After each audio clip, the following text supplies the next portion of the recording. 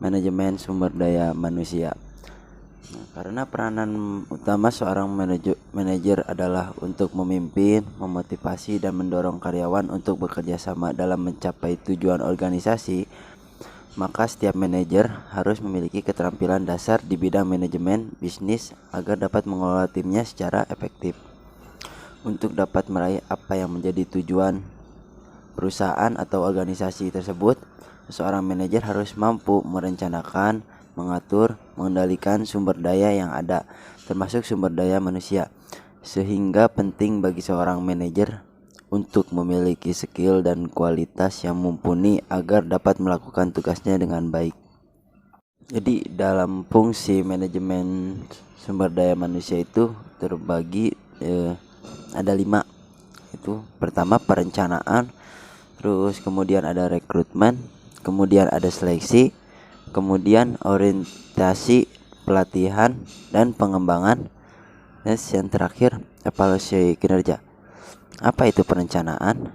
Perencanaan adalah usaha dalam pengambilan keputusan yang telah diperhitungkan secara matang tentang hal-hal yang akan dikerjakan di masa depan dan oleh suatu organisasi dalam rangka pencapaian tujuan yang telah dilakukan sebelumnya. Kemudian rekrutmen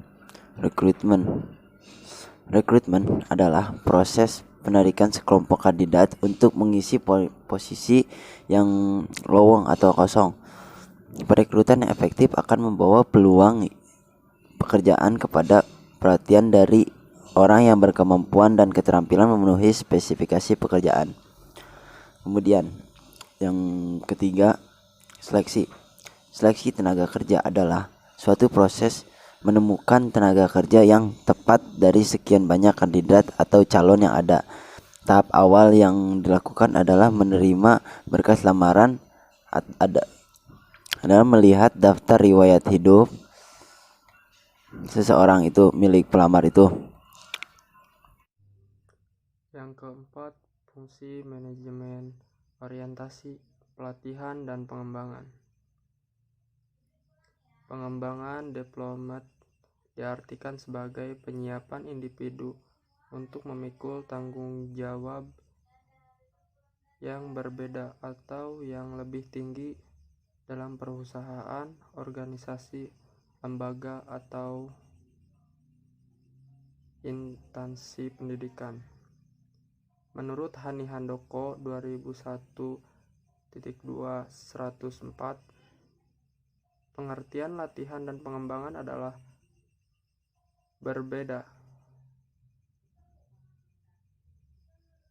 Latihan training dimaksudkan untuk memperbaiki penguasaan berbagai keterampilan dan teknik pelaksanaan kerja tertentu, terinci dan rutin, yaitu latihan menyiapkan para karyawan atau tenaga kerja untuk melakukan pekerjaan-pekerjaan sekarang. Sedangkan pengembangan development mempunyai ruang lingkup lebih luas dalam upaya untuk memperbaiki dan meningkatkan pengetahuan, kemampuan, sikap, dan sifat-sifat kepribadian.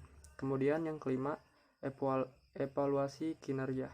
Evaluasi sama pentingnya dengan fungsi-fungsi manajemen lainnya, yaitu perencanaan, pengorganisasian, atau pelaksanaan, pemantauan, monitoring, dan pengendalian. Terkadang fungsi monitoring dan fungsi evaluasi sulit untuk dipisahkan. Penyusunan sistem dalam organisasi dan pembagian tugas, fungsi serta pembagian peran pihak-pihak dalam organisasi.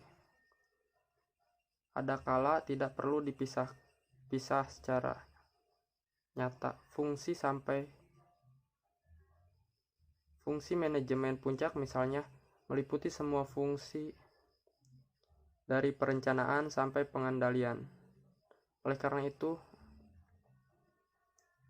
evaluasi sering dilakukan oleh pimpinan organisasi dalam suatu rapat kerja, rapat pimpinan, atau temu muka, baik secara reguler maupun dalam menghadapi kejadian-kejadian khusus lainnya. Yang pertama, tujuan sosial. Tujuan sosial manajemen sumber daya manusia adalah agar organisasi atau perusahaan bertanggung jawab secara sosial dan etis terhadap keutuhan dan tantangan masyarakat dengan meminimalkan dampak negatifnya. Kemudian yang kedua, tujuan operasional. Tujuan organisasional adalah sasaran formal yang dibuat untuk membantu organisasi mencapai tujuannya. Selanjutnya, tujuan fungsional. Tujuan fungsional adalah tujuan yang mempertahankan kontribusi departemen sumber daya manusia pada tingkat yang sesuai dengan kebutuhan organisasi. Dan yang terakhir, tujuan individual. Tujuan individual adalah tujuan pribadi dari tiap anggota organisasi atau perusahaan yang hendak mencapai melalui aktivitas dalam organisasi.